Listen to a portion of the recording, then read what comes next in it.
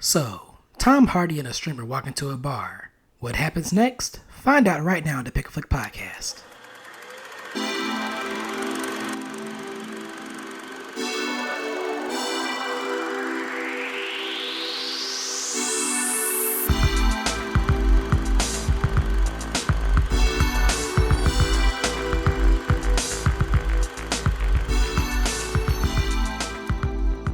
Hello, podcast listeners and movie flick and pickers. You're listening to the Pic-a-Flic podcast, a series of film and sometimes TV reviews done, for the most part, in rapid-fire action with the usual ramblings by your master of ceremonies, the Western Wonder. For today's episode, I'll kick things off by saying this. Netflix is back, so let's cut them some slack. Alright, so to get serious here, when it comes to Netflix original movies, things could be pretty hit or miss. Now when it hits, it hits. See The Harder They Fall, for instance. But when it misses, oh boy does it miss. See Red Notice with the Boulder, Deadpool, and the Evil Queen, or most recent action flick Back in Action with 2014's Daddy Warbucks and Miss Hannigan, aka Jamie Foxx and Cameron Diaz. The streamer's latest action flick has a pretty recognizable cast and an intriguing story to go along with it, or so we hope. So let's uncover what takes place in it. This is Havoc, directed by Gareth Evans, not to be confused with Gareth Edwards, director of such films as The Creator and Rogue One. Tom Hardy stars as a police officer who finds himself in the midst of gang-related shootouts and battles on Christmas Eve. Well, would you look at another action movie taking place during Christmas season to add to the collection? Throughout this film, Hardy finds himself interacting with shady cops, a corrupt politician, and a mother seeking vengeance for her murdered son, one of the most notorious drug lords in the city underworld. Now at this point, people with common sense should come into most streaming action films to look out simply for the action and not the plot per se. As always, the latter is not the strongest point of the film and is ultimately just as forgetful as the last 50 direct-to-video or streaming joints. But, on the action front, boy does it go guns blazing. If you enjoy bloody, weapon-heavy sequences that makes you feel like you're watching a video game, then you should have a blast with this one just as much as I did. There are two particular scenes to look out for. One taking place at a nightclub giving shades of something straight out of a John Wick movie, and another taking place at a cabin near the climax of the movie. On that front, I was ultimately satisfied with those moments. Just over-the-top action shtick that is going to turn your brain off on. The cast here is pretty solid for the most part. Tom Hardy is brooding and moody in the role of Walker, and similar to his part in The Bike Riders, his accent is a bit wobbly here and there. There's something about actors doing accents starting to slip out when they have to yell something. Nonetheless, Hardy was a strong presence and fits the mold of action star in the same vein as fellow Brit Jason Statham. It's always a pleasure seeing familiar faces pop up here. You got Forrest Whitaker as politician Lawrence Beaumont, Timothy Oliphant as dirty cop Vincent, and Luis Guzman as a relative to one of the core group of bandits that I'll mention shortly.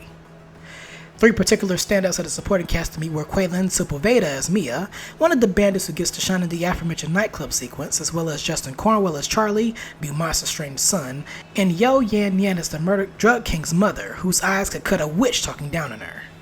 Another weak point that I'd like to bring up is something that plagues the movie at times: the CG effects and the camera work. While you have some pretty bombastic action sequences in full effect, the CG can be pretty obvious in points, really leaning on that video game vibe, and it could be overly distracting at points. It doesn't really help that a lot of character personalities don't complement the video game vibe, as they are pretty chill for the most part. Outside of the action, of course. As for the camera work, wasn't an earthquake going on, because it feels like shaky frames that come in here and there. Alas, this is something to be expected for an action movie that's streaming exclusive. It's all over the place, for better or for worse. Overall, on the Pic-a-Flic rating scale, I'll give Havoc 3 out of 5 popcorn buckets.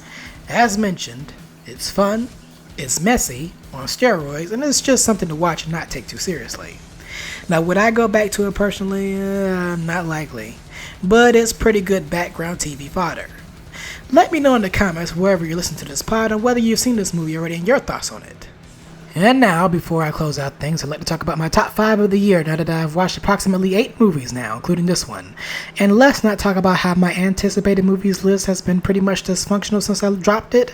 Between the usual movies getting dumped to 2026, like Maggie Gyllenhaal's Frankensteinian take of The Bride, and allegedly the Michael Jackson biopic, flounded with critics like Wolfman or the other Warner Brothers movie that featured an actor playing dual roles, yet not a lot of people flocked to see due to poor promotion, the Alto Nights, or just flat out canceled, like the Pharrell Williams biographical movie that was supposed to come out a week from this recording.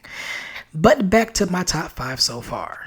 Currently sitting at number 5 is the Jack Quaid starring film Novocaine, a solid action movie with a solid cast and over-the-top action sequences. What more do you want here?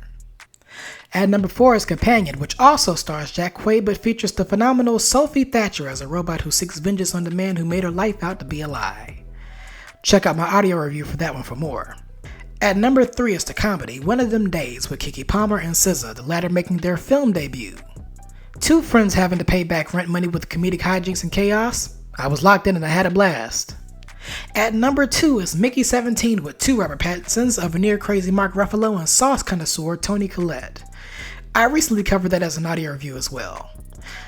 Currently sitting at number 1 is another audio review exclusive that I did, Wallace and Gromit Vengeance Most Foul. I'm a sucker for animated stuff, especially in the stop motion department, so I really enjoy seeing the old duo return to the small screen.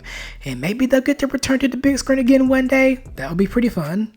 Sitting below the top 5 is Black Bag from Steven Soderbergh, this movie, Havoc, and Back in Action. Now that about wraps up this episode. Next up on the pod is back-to-back animated movie reviews this month, including Madagascar celebrating its 20th anniversary this year. God, I'm getting old. And another animated classic getting the live-action Disney treatment this month, one that actually gets my eye for once. Hopefully, it's decent. If you'd like to be among the first to get notifications of when new reviews and episodes drop, be sure to subscribe to the pod wherever you listen to said shows, and hey, tell a friend to tell another to check out the show. All support and feedback is appreciated. If you're listening on YouTube and you enjoyed this episode, make sure you smash that like button, comment, subscribe, you know the drill. And also, if you want to follow the show on social media, we can be found on Twitter, Instagram, and TikTok under the username handle at Pic-a-Flic. That is at PICAFLICPOD. If review logging gets your thing, then you also may be familiar with Letterboxd, where you can find non-audio exclusive reviews that are doing the aforementioned Pic-a-Flic Pod username. So be sure to follow me there if you use that platform. Once again, thank you all for tuning in to the show, and until the next one, this is the Western Wonder and I'm signing out. Peace. Bye, have a great time.